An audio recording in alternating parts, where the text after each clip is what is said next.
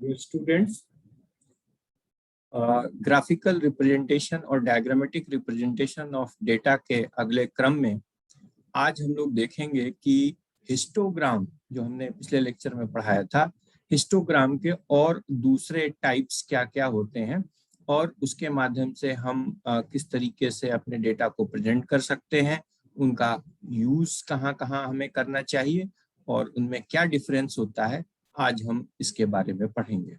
तो आइए मैं आप लोगों के साथ अपना स्क्रीन शेयर करता हूं।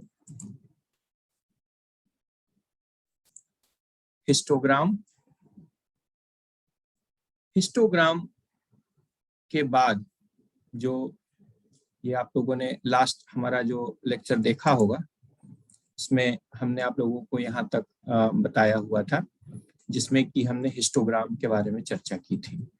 हिस्टोग्राम कैसे बनाते हैं हमने लास्ट लेक्चर में आपको एक्सप्लेन किया था और उस तरह उसको बनाने का हमने तरीका बताया था। आगे देखते हैं कि हिस्टोग्राम का और टाइप क्या है। तो हिस्टोग्राम बनाने के बाद जो नेक्स्ट हमारा जो टॉपिक आता है वो है frequency polygon. Frequency polygon, polygon का मतलब होता है a figure with many angles, ऐसा चित्र जिसमें बहुत सारे कोण बने। तो जो फ्रीक्वेंसी पॉलीगॉन है ये हिस्टोग्राम का ही एक रूप होता है। ये बेसिकली एक हिस्टोग्राम होता है जिसमें कि जो हमारे हिस्टोग्राम के जो रेक्टेंगल्स होते हैं, अलग अलग फ्रीक्वेंसी के अलग अलग जो रेक्टेंगल्स हम बनाते हैं, उसके मिड पॉइंट को हम स्ट्रेट लाइन से जोड़ देते हैं। ठीक, और इस तरह के जो ग्राफिकल प्रेजेंटेशन होता है उसको हम लोग फ्रीक्वेंसी पॉलीगॉन बोलते हैं। ठीक, जो मिड पॉइंट्स होते हैं हमारे फ्रीक्वेंसी के, देखिए ये हमारा जो है अलग अलग फ्रीक्वेंसी के जो है ये हाइट के रेक्टेंगल बने हुए हैं ना, ये जो हाइट है इनका ये रिप्रेजेंट करता है इनकी फ्रीक्वेंसी। जैसे 0 to 10 मार्क्स के 5 स्टूडेंट्स, तो 0 to 10 मार्क्स, यहाँ से यहाँ तक का डिस्टेंस 10 हम ग्राफ में लेते हैं और हाइट को हम कितना कर लेते हैं 5। तो हम अपने अकॉर्डिंग जितना हमारा मैक्सिमम वैल्यू होती है उसके अकॉर्डिंग हम जो है मैक्सिमम हाइट को अलग अलग हाइट पे स्प्लिट कर लेते हैं। तो 5 के इक्वल हमने जो है ये रेक्टेंगल बनाया है। फिर जस्ट इसके एडजेसेंट जो है 10 to 20 का है, जिसकी की फ्रीक्वेंसी जो है 7 है, तो हमने 7 के बराबर हाइट कर ली। हम जब फ्रीक्वेंसी पॉलीगॉन बनाते हैं तो इसमें जो हमारे ये हमारे जो रेक्टेंगल्स हैं, इसका जो मिड पॉइंट है, मिड पॉइंट मतलब 0 to 10 का मिड पॉइंट क्या हो गया 5। यहाँ से हम जो नेक्स्ट इसके एडजेसेंट रेक्टेंगल है यानी 10 to 20, इसका मिड पॉइंट क्या हो गया 15। 10 to 20 का मिड पॉइंट क्या होगा 15। हम 5 को 15 से जोड़ देते हैं। फिर 20 to 30 ये जो हमारा क्लास इंटरवल है, इसका मिड पॉइंट हो जाएगा 25। तो इसको हम जो है यहाँ मिड पॉइंट से इसको जोड़ देते हैं। तो जो हमें जो डायग्राम मिलता है उसको हम फ्रीक्वेंसी पॉलीगॉन कहते हैं। जैसे कि आपके सामने ये एग्जांपल है, देखिए सेम डेटा जो हमने पहले यूज किया था, यहाँ पर देखिए ये मार्क्स हैं नीचे एक्स एक्सिस पर 0 to 10 और इनकी जो फ्रीक्वेंसी है वो 20, 30, 45, 30 एंड 15 सो ऑन। 0 to 10 से लेके 40 to 50 की जो फ्रीक्वेंसी है वो ये है कि 0 to 10 मार्क्स पाने वाले स्टूडेंट्स की संख्या 20 है, 10 to 20 मार्क्स पाने वाले स्टूडेंट्स की संख्या 30 है, 20 to 30 मार्क्स पाने वाले स्टूडेंट्स की संख्या 45 है एंड सो ऑन। तो इस डिफरेंट क्लास इंटरवल में, जिसमें कि हम देखेंगे कि क्लास इंटरवल के बीच में 10-10 का डिफरेंस है। एक्स एक्सिस पर हमने 0 to 10 फिर 10 to 20 इक्वल डिस्टेंस के बराबर जो है हमने जो है लाइंस कट कर ली और इसके बाद हम इनको वाई एक्सिस पर इनकी फ्रीक्वेंसी हम प्लॉट करते हैं। तो वाई एक्सिस को देखिए हमने 5, 10, 15, 20 के अकॉर्डिंग हमने स्प्लिट किया हुआ है। तो 0 to 10 के बीच में 20 मार्क्स हैं, तो 0 to 10 यहाँ पर हमने कट किया। फिर जहाँ 20 आया वहां पर हमने इसको एक रेक्टेंगल बना लिया। फिर हमारा जो नेक्स्ट रेक्टेंगल है 10 to 20 वाला, इसकी फ्रीक्वेंसी 30 है, कि देखिए इसकी हाइट 30 हमने रख ली और इसके बराबर एक हमने रेक्टेंगल बना लिया और इस तरह से सारे रेक्टेंगल्स हमने प्लॉट कर लिए। जब हम फ्रीक्वेंसी पॉलीगॉन बनाते हैं तो इसका मिड पॉइंट सिलेक्ट करते हैं। 0 to 10 का मिड पॉइंट क्या हुआ 5, 10 to 20 का मिड पॉइंट क्या हुआ 15, यहाँ पर 20 to 30 का मिड पॉइंट क्या होगा, ये होगा 25। आप लोग इससे मत कंफ्यूज कीजिएगा कि यहाँ पर हमने 20 लिखा हुआ है, 30 लिखा हुआ है। ये जो इंडिकेट कर रहा है ये 20, 30, 45 ये फ्रीक्वेंसी है, ये इसकी वैल्यू इंडिकेट कर रहा है कि ये जो है, जो हाइट है, ये हाइट एग्जैक्टली इसकी फ्रीक्वेंसी बता रहा है, और उस फ्रीक्वेंसी को हमने यहाँ पर लिखा हुआ है। हमने लास्ट लेक्चर में बताया था कि जब भी हम कोई बार या फ्रीक्वेंसी जब भी बार हिस्टोग्राम बनाते हैं तो बेटर ये होता है कि हम उस बार के ऊपर या उस रेक्टेंगल के ऊपर उसकी जो वैल्यू है उसको हम पुट कर दें, देखने में अच्छा लगता है और पढ़ने में भी आसान रहता है। तो यहाँ पर हम मिड पॉइंट की बात कर रहे हैं, 0 to 10 का मिड पॉइंट 5, आप ठीक सेंटर में आप लीजिए, इसके ऊपर यहाँ पर आइए, इसको जो है ये इसका मिड पॉइंट हुआ। अब इसके मिड पॉइंट को इस रेक्टेंगल के मिड पॉइंट से स्ट्रेट लाइन से जोड़ दीजिए। फिर इसी तरह जो नेक्स्ट इसके एडजेसेंट रेक्टेंगल है, इसके मिड पॉइंट से आप इसको जोड़ दीजिए, एंड सो ऑन, जितने भी मिड पॉइंट्स हैं इनको आप जोड़ते चले जाइए।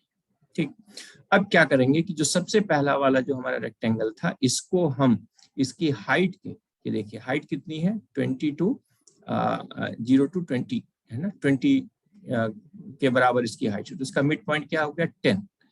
ठीक है, अब इसको इसी तरह जो है यहाँ से हम यहाँ तक इसको मिड पॉइंट से इसको जोड़ देंगे, तो जो हमारे सामने जो डायग्राम आएगा उसको हम लोग बोलते हैं फ्रीक्वेंसी पॉलीगॉन। एक बात और भी है कि जो फ्रीक्वेंसी पॉलीगॉन है, इसमें पॉलीगॉन एरिया का जो डायमीटर है, सॉरी इसका जो एरिया है, this area is equal to the area of all rectangles shown in this diagram, histogram. ठीक, यानी कि हिस्टोग्राम में ये जितने भी रेक्टेंगल्स हैं, इनका जो टोटल एरिया आएगा, that area is equal to the area of the frequency polygon, यानी ये जो एरिया आया है इस एरिया को इस एरिया के बराबर होगा। कैसे, देखिए हमने ये एरिया एक्सक्लूड कर लिया तो ये एरिया इंक्लूड किया है, इसी तरह ये एरिया एक्सक्लूडेड है तो ये एरिया इंक्लूडेड है हमारे एरिया में। सिमिलरली ये दोनों हमने अगर इंक्लूड किया है तो फिर ये पार्ट हमने इसको जो है एक्सक्लूड किया, जिसको हमने इंक्लूड किया है। इसी तरह से जो है ये हमारा जो एरिया होता है फ्रीक्वेंसी पॉलीगॉन को हम लोग जो है ड्रॉ कर लेते हैं, और जो फ्रीक्वेंसी पॉलीगॉन का एरिया होता है वो एरिया होता है किसके बराबर, ये जो टोटल हमारा जो हिस्टोग्राम के रेक्टेंगल्स हैं उनके एरिया के बराबर।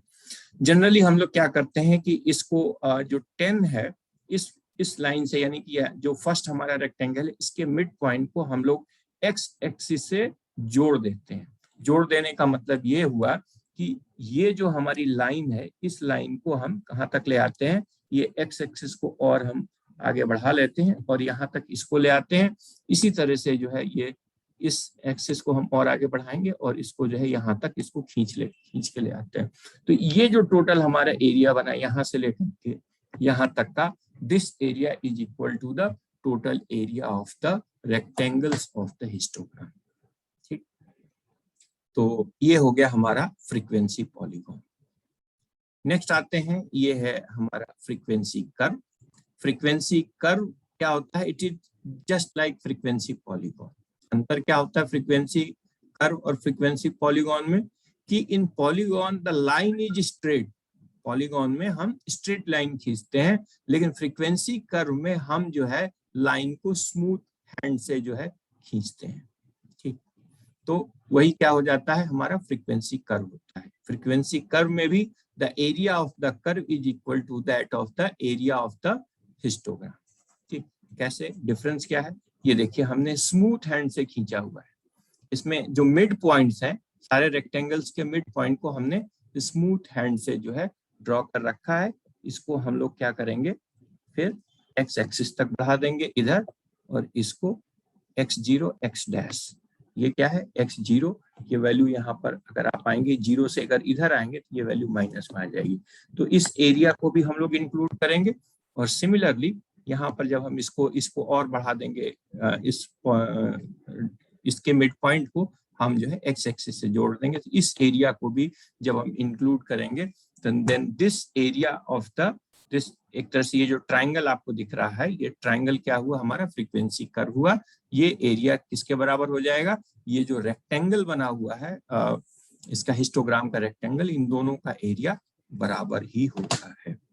ठीक, तो ये कर्व और फ्रीक्वेंसी कर्व और फ्रीक्वेंसी इसमें पॉलीगॉन में जो डिफरेंस है कोई डिफरेंस नहीं, केवल जो है स्ट्रेट लाइन और स्मूथ कर्व का डिफरेंस होता है।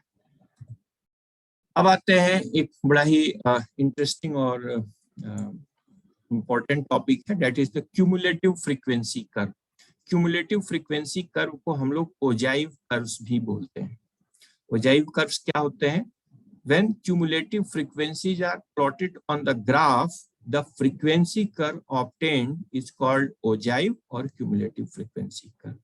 जब हम क्यूमुलेटिव फ्रीक्वेंसी को ग्राफ पर प्लॉट करते हैं तो जो कर्व हमें प्राप्त होता है ग्राफ पर फ्रीक्वेंसी, क्यूमुलेटिव फ्रीक्वेंसी को प्लॉट करने पर उस कर्व को हम लोग जो है ओजाइव या क्यूमुलेटिव फ्रीक्वेंसी कर्व कहते हैं। The class limits are shown on x-axis and cumulative frequencies are shown on y-axis. जैसा कि हम पहले करते थे कि जितने भी हमारा क्लास इंटरवल था वो हम x-axis पर शो करते हैं और जो फ्रीक्वेंसी होती है उस क्लास इंटरवल की उसको हम y-axis पर शो करते हैं। The successive points are joined together to get the ogive curve. जब हम प्लॉट करते हैं एक्स एक्सिस और वाई एक्सिस पर तो जो फ्रीक्वेंसी हो प्लॉट करेंगे हम ग्राफ में, उनको जब हम आपस में जोड़ देंगे तो जो कर्व हमें प्राप्त होता है उसको हम लोग ओजाइव कर्व कहते हैं। ठीक, अब सवाल ये आता है कि क्यूमुलेटिव फ्रीक्वेंसी क्या होती है? क्यूमुलेटिव मतलब इकट्ठा की हुई फ्रीक्वेंसी। तो देखिए क्यूमुलेटिव फ्रीक्वेंसी हम लोग कैसे बनाते हैं। क्यूमुलेटिव फ्रीक्वेंसी या ओजाइव कर्व दो तरीके का होता है, एक होता है लेस देन ओजाइव और एक होता है मोर देन ओजाइव। आगे देखते हैं लेस देन ओजाइव क्या है और मोर देन ओजाइव क्या है। देखिए less than ogive, less than ogive में उसको हम कैसे कैलकुलेट करते हैं कि देखिए ये मार्क्स है स्टूडेंट के 0 to 10 up to 90 to 100 marks. मानी 100 मार्क्स का एक पेपर था जिसमें कि 0 से 10, 10 से 20, 20 से 30 एंड सो ऑन मार्क्स पाने वाले स्टूडेंट्स की संख्या कितनी थी। तो 0 से 10 अंक पाने वाले कुल 8 स्टूडेंट्स थे। तो ये क्या हुआ, इस क्लास का यानी 0 to 10 क्लास का जो फ्रीक्वेंसी क्या हो गया वो 8 हो गया। इसी तरह 10 to 20 मार्क्स पाने वाले स्टूडेंट्स की कुल संख्या 20 थी, तो 10 to 20 क्लास इंटरवल है और इसकी जो है फ्रीक्वेंसी क्या हो गई 20। इसी तरह से 90 to 100 क्लास इंटरवल है और इसकी फ्रीक्वेंसी कितनी हो गई 5, यानी कि 90 से 100 अंक पाने वाले कुल 5 छात्र थे। तो ये क्लास इंटरवल हो गया और ये हो गया हमारा फ्रीक्वेंसी। अब क्लास इंटरवल में हमने आपको जब टाइप्स ऑफ डेटा बताया था तो हमने बताया था कि ये लोअर लिमिट है और ये अपर लिमिट है। ठीक, जैसे 10 क्या है, ये लोअर लिमिट है और ये क्या है 20 अपर लिमिट है।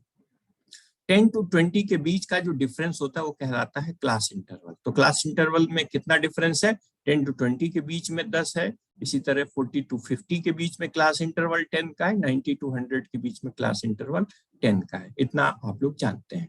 जब हम लेस देन क्यूमुलेटिव फ्रीक्वेंसी को कैलकुलेट करते हैं तो सबसे पहले हम लेस देन फ्रीक्वेंसी कैलकुलेट करने के लिए हम क्या करते हैं कि जो हमारे अलग अलग फ्रीक्वेंसीज हैं उसको हम सीरीज में जोड़ते चले जाते हैं। फॉर एग्जांपल 0, जब हम लेस देन मेथड को यूज करते हैं, लेस देन मेथड में क्या करते हैं, we cumulate the frequencies from above to below and cumulated frequencies are plotted. हम अबव टू बिलो फ्रीक्वेंसी को जोड़ते, कैसे जोड़ते हैं, देखिए 0 to 10 की फ्रीक्वेंसी 8 है, तो यहाँ पर हमने फ्रीक्वेंसी कितनी रखी 8। अब 10 to 20 की जो क्यूमुलेटिव फ्रीक्वेंसी है हम क्या करेंगे 8 + 20 जोड़ देंगे। तो 8 + 20 कितना आ गया, इज इक्वल टू 28। ठीक, अब 20 to 30 की क्यूमुलेटिव फ्रीक्वेंसी क्या होगी, अब हम क्या करेंगे 8, 20 और 30 तीनों को जोड़ लेंगे, इन तीनों को हम ऐसे जोड़ देंगे। तो ये कितना आ जाएगा, फिर इसकी क्यूमुलेटिव फ्रीक्वेंसी यानी क्लास 20 to 30 की क्यूमुलेटिव फ्रीक्वेंसी आ गई 58।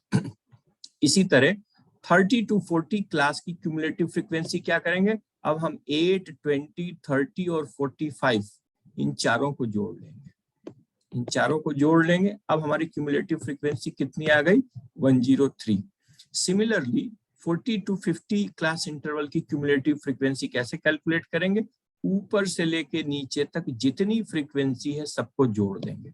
तो कितना आ गया, ये 163। और इसी तरीके से हम जोड़ते जोड़ते जोड़ते सबसे लास्ट में 90 to 100 की जो क्यूमुलेटिव फ्रीक्वेंसी क्या होगी, 8, 20, 30, 45, 60, 70, 40, 30, 10 और 5, इन सबको आपस में जोड़ देंगे तो ये वैल्यू क्या हो जाएगी हमारी 318।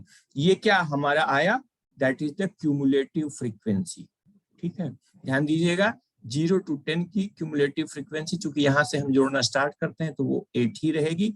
फिर 10 to 20 यानी x, उसके बाद जो नेक्स्ट फ्रीक्वेंसी वो हम जोड़ देंगे 28, 20 to 30, इसमें क्या करेंगे 8 + 20 + 30 इनको जोड़ देंगे, क्यूमुलेटिव फ्रीक्वेंसी 58। इसी तरह 30 to 40 की क्यूमुलेटिव फ्रीक्वेंसी क्या, ये फ्रीक्वेंसी है, और लेस देन क्यूमुलेटिव फ्रीक्वेंसी के लिए आपको अलग से एक टेबल बनानी पड़ेगी इसके बगल में। ठीक है, टेबल या इसी के साथ जो है आपको एक वर्टिकल कॉलम आपको बनाना पड़ेगा। ठीक, तो आपको क्यूमुलेटिव फ्रीक्वेंसी जो है कैलकुलेट करनी पड़ेगी खुद से।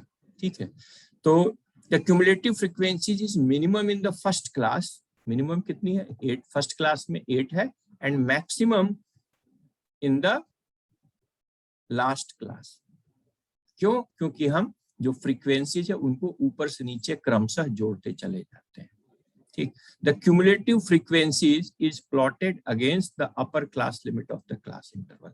अब जब हमने क्यूमुलेटिव फ्रीक्वेंसी जब हमने कैलकुलेट कर ली, अब हम क्या करेंगे कि क्यूमुलेटिव फ्रीक्वेंसीज को हम ग्राफ में प्लॉट करते हैं।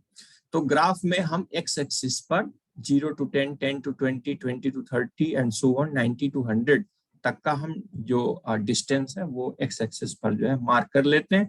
अब इसके बाद जो क्लास इंटरवल है इसमें जो अपर क्लास है, यानी 0 to 10 में अपर क्लास कौन सा है 10, 10 to 20 में अपर क्लास क्या है 20, 20 to 30 में अपर क्लास क्या है 30। तो हम 10 के ऊपर उसकी क्यूमुलेटिव फ्रीक्वेंसी को प्लॉट करेंगे। इसी तरह 10 to 20 के बीच में 20 के ऊपर इसकी क्यूमुलेटिव फ्रीक्वेंसी प्लॉट करेंगे, 20 to 30 के बीच में 30 के ऊपर हम इसकी क्यूमुलेटिव फ्रीक्वेंसी को ग्राफ पर प्लॉट करेंगे। और इस तरीके से जो हमारा कर्व आएगा, इस तरीके से जो हमारा कर्व आएगा उसको हम कहेंगे लेस देन ओजाइव कर्व। अगर इस कर्व को आप देखेंगे तो ये कर्व जो है लेफ्ट टू राइट ये ऊपर की ओर बढ़ता चला जाएगा और इस तरह से एक राइजिंग कर्व के फॉर्म में सामने आता है। आइए देखिए, जैसा कि हमने आपको पहले बताया था कि जब हम प्लॉट करेंगे लेस देन ओजाइव कर्व को, तो हम क्या करेंगे एक्स एक्सिस पर क्लास इंटरवल प्लॉट करेंगे 0 to 10, 10 to 20, 20 to 30 and up to 100। ठीक, अब हम क्या करेंगे इसकी जो क्यूमुलेटिव फ्रीक्वेंसी है इसको हम एक्स एक्सिस पर प्लॉट करेंगे, तो सॉरी इसको वाई एक्सिस पर प्लॉट करेंगे। ये क्या है एक्स एक्सिस और ये क्या है हमारा वाई एक्सिस। तो वाई एक्सिस पर हम क्या प्लॉट करेंगे क्यूमुलेटिव फ्रीक्वेंसी। तो 0 to 10, तो 0 to 10 में अपर क्लास लिमिट क्या है 10। तो हम कहां से अपना ग्राफ बनाना स्टार्ट करेंगे 10 के ऊपर से। 10 के ऊपर से हमारी क्यूमुलेटिव फ्रीक्वेंसी क्या है 8। यहाँ पर 8 को डॉट रखेंगे और इसको हमने क्रॉस मार लिया या कुछ भी मार्क कर लिया, एक हमने बिंदु बना दिया। ठीक, फिर इसके बाद नेक्स्ट क्लास इंटरवल क्या है 10 to 20। 10 to 20 में अपर क्लास लिमिट क्या है 20। 20 की क्यूमुलेटिव फ्रीक्वेंसी क्या है 28। तो 28 फिर आप यहाँ पर मार्क करेंगे, देखिए 30, 30 से थोड़ा नीचे क्या हुआ, दिस इज द 28। फिर नेक्स्ट क्लास इंटरवल क्या है 20 to 30। 20 to 30 में अपर क्लास लिमिट क्या है 30। तो अब कहां पर आ जाएंगे आप 30। 30 के ऊपर 30 के सामने इसका जो cumulative frequency less than method से क्या है 58। तो ये देखिए 60 से थोड़ा नीचे जो है ये हो गया हमारा 58।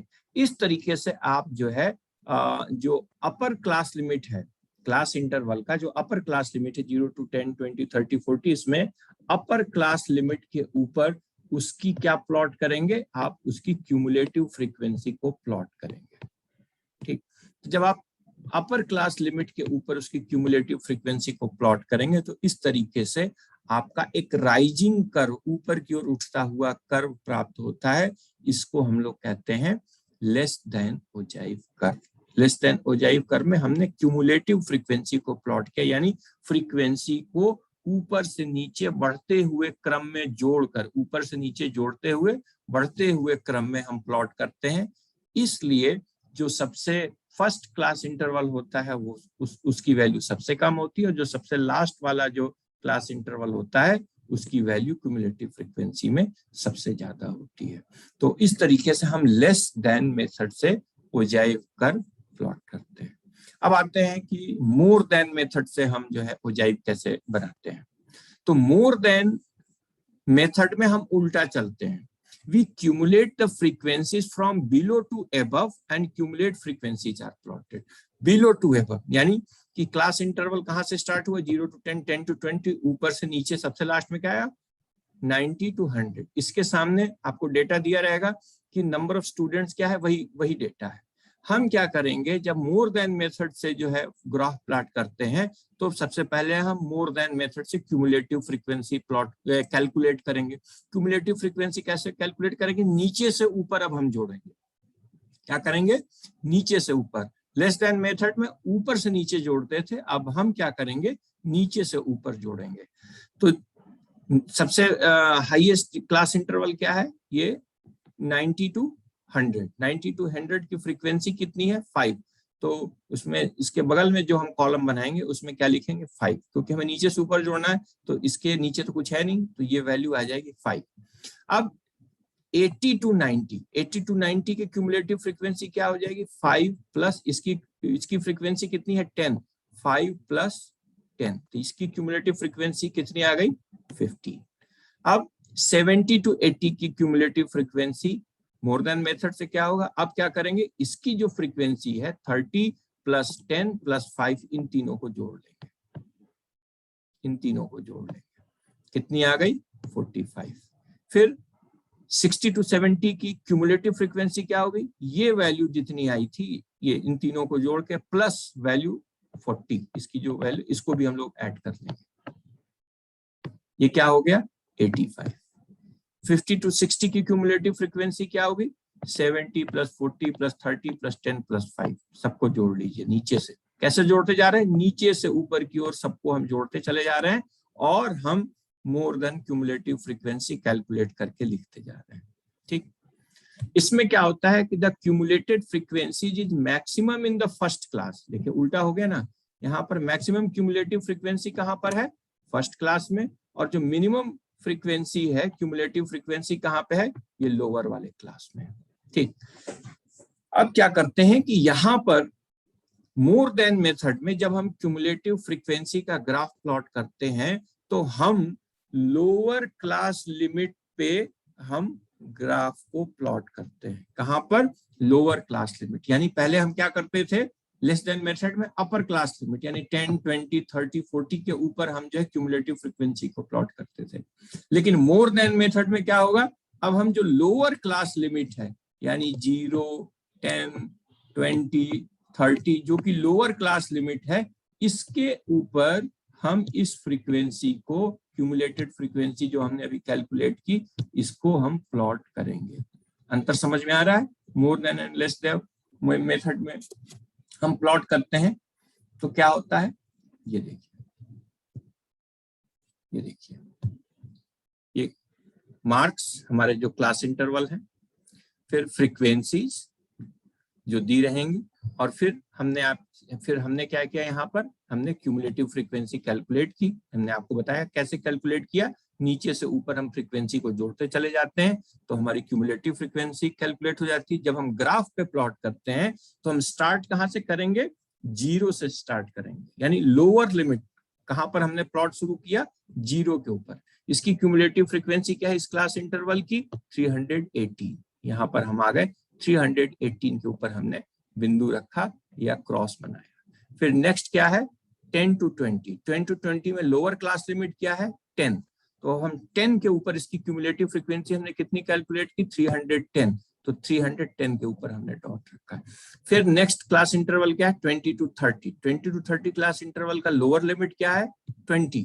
अब इसके ऊपर हम जो है इसकी क्यूमुलेटिव फ्रीक्वेंसी जो है प्लॉट करेंगे। 20 का क्यूमुलेटिव फ्रीक्वेंसी क्या है, 290।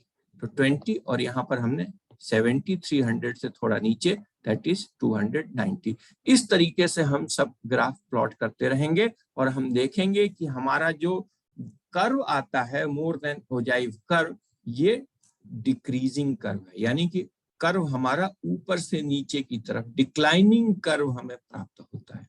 ध्यान दीजिएगा, लेस देन मेथड में ओजाइव कर्व राइजिंग होता है, नीचे से ऊपर की ओर चढ़ता हुआ होता है, और जबकि मोर देन मेथड में हमारा जो कर्व होता है वो ऊपर से नीचे की तरफ आते हुए प्रतीत होता है। ठीक, तो इस तरीके से हम ओजाइव कर्व्स को, जिसमें कि हम क्यूमुलेटिव फ्रीक्वेंसी कैलकुलेट करके प्लॉट करते हैं, इस तरीके से हम प्लॉट करते हैं। बाकी चीजें तो आपको पता ही है, यहाँ पर हमारा टाइटल रहेगा, नीचे लीजेंड्स रहेंगे, एक्स एक्सिस को हम जो है मार्क करेंगे, वाई एक्सिस को हम मार्क करेंगे कि यहाँ पर हमने क्या शो किया हुआ है।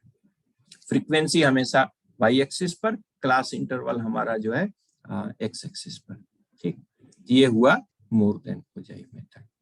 अब नेक्स्ट है, कई बार होता है कि हम एक ही ग्राफ पर लेस देन और मोर देन दोनों मेथड से ओजाइव कर्व को हम प्लॉट कर सकते हैं। एक ही ग्राफ पर लेस देन और मोर देन मेथड से हम ओजाइव कर्व्स को भी प्लॉट कर सकते हैं। ये सेम वही डेटा है, class interval 0 to 10 up to 90 to 100, इसकी फ्रीक्वेंसी ये वही डेटा है, पुराना डेटा हमने पहले से कैलकुलेट कर रखा है। लेस देन क्यूमुलेटिव फ्रीक्वेंसी कैसे कैलकुलेट किया है, ऊपर से नीचे हमने कैलकुलेट किया हुआ है ना। तो ये हमारा लेस देन क्यूमुलेटिव फ्रीक्वेंसी आ गया। फिर मोर देन क्यूमुलेटिव फ्रीक्वेंसी हमने कैसे कैलकुलेट किया है, 5 नीचे से ऊपर बढ़ते हुए हमने क्या किया है, मोर देन मेथड से कैलकुलेट किया है ना। तो ये दोनों हमने टेबल आपके सामने बना ली, ये आपको खुद कैलकुलेट करना पड़ेगा। Less than method cumulative frequency या मोर देन मेथड से क्यूमुलेटिव फ्रीक्वेंसी, ठीक है, ये आपको खुद कैलकुलेट करना है। आपको ध्यान देना है कि लेस देन मेथड में ऊपर से नीचे आना है या मोर देन मेथड में ऊपर से नीचे आना है। ठीक, लेस देन मेथड में हमेशा ऊपर से नीचे आना है, आपको फ्रीक्वेंसी ऊपर से नीचे जोड़नी है, और मोर देन मेथड में आपको फ्रीक्वेंसीज नीचे से ऊपर की ओर जोड़नी है। ठीक है, लेस देन में ऊपर से नीचे जोड़ेंगे, मोर देन में नीचे से ऊपर आप फ्रीक्वेंसी जोड़ेंगे। दूसरा डिफरेंस क्या होता है कि आप जब लेस देन क्यूमुलेटिव फ्रीक्वेंसी को प्लॉट करते हैं तब आप अपर लिमिट के ऊपर फ्रीक्वेंसी कर्व को प्लॉट करेंगे। जब आप लेस देन मेथड से फ्रीक्वेंसी कर्व को प्लॉट करते हैं तो आप 0 to 10 में 10 के ऊपर इसका जो क्यूमुलेटिव फ्रीक्वेंसी है उसको प्लॉट करेंगे। लेकिन जब आप more than method frequency curve plot करते हैं तब आप लोअर लिमिट के ऊपर इसकी फ्रीक्वेंसी को प्लॉट करते हैं। अंतर यहाँ पर आ जाता है, लेस देन में जो अपर क्लास लिमिट है उसके ऊपर आप फ्रीक्वेंसी क्यूमुलेटिव फ्रीक्वेंसी प्लॉट करेंगे, और मोर देन मेथड में जो लोअर लिमिट है उसके ऊपर आप फ्रीक्वेंसी कर्व प्लॉट करते हैं। आगे देखते हैं हम लोग कैसे बनता है, ये देखिए। लेस देन मेथड में हमने क्या किया, जो अपर क्लास लिमिट है 10, 20, 30, 0 to 10 में 10 अपर क्लास लिमिट है, 10 to 20 में 20 अपर क्लास लिमिट है, 20 to 30 में 30 अपर क्लास लिमिट है। हमने इस तरीके से राइजिंग कर्व प्लॉट किया। ठीक, फिर मोर देन मेथड में हम क्या करते हैं, जो लोअर क्लास लिमिट है, लोअर क्लास लिमिट 0 to 10 में लोअर क्लास लिमिट क्या है, 0, इसको हमने जो है प्लॉट किया। फिर 10 to 20 में लोअर क्लास लिमिट क्या हुआ, 10, इसके ऊपर हमने जो इसकी क्यूमुलेटिव फ्रीक्वेंसी को रखा और सारे बिंदुओं को जोड़ दिया। अब आप ध्यान दीजिएगा, जहां पर लेस देन और मोर देन ओजाइव कर्व एक दूसरे को कट करते हैं, वहां से आप सीधे परपेंडिकुलर, अगर आप एक्स एक्सिस पर एक लाइन खींचेंगे तो जिस जगह ये लाइन एक्स एक्सिस को कट करेगा, यानी कि दोनों लेस देन मेथड और मोर देन मेथड ओजाइव्स जहां एक दूसरे को क्रॉस करते हैं, काटते हैं, वहां से एक सीधी रेखा जब आप एक्स एक्सिस पर डालेंगे तो जहां पर वो एक्स एक्सिस को कट करेगी वो वैल्यू उस डेटा का मीडियन पॉइंट होगा। क्या होगा, मीडियन पॉइंट। मीडियन क्या होता है, ये जो है एक one of the measure of central tendency है। जब आप औसत निकालते हैं तो 3 तरह के सेंट्रल टेंडेंसीज होती हैं, मीन, मीडियन एंड मोड। तो जहां पर लेस देन और मोर देन ओजाइव कर्व्स आप जब अब एक ही ग्राफ पर प्लॉट करेंगे, तो जहां पर ये दोनों कर्व्स एक दूसरे को कट करते हैं वहां से परपेंडिकुलरली आप एक्स एक्सिस पर लाइन खींचिए, जहां पर वो लाइन एक्स एक्सिस को कट करेगी, that will be the median point of the data. Median point of the data मतलब ये आपका जो डेटा है इसका जो मीडियन पॉइंट है, यानी क्लास इंटरवल 0 to 100 है, यानी कि टोटल मार्क्स पाने वाले, टोटल मार्क्स कितना है 0 से 100, तो इसका जो मीडियन पॉइंट है, इस डेटा का जो मीडियन पॉइंट होगा वो आपको इस ओजाइव कर्व से पता चल जाएगा। ठीक, तो इसी के साथ ही जो है आपका ये टॉपिक खत्म हो जाता है, graphical presentation of data. Next हमारा जो टॉपिक होगा measures of central tendencies, mean, median and mode. कितने तरह के मीन होते हैं, मोड कैसे कैलकुलेट करते हैं, मीडियन कैसे कैलकुलेट करते हैं group data and group data के लिए, ये हम लोग पढ़ेंगे। आज के लिए इतना ही।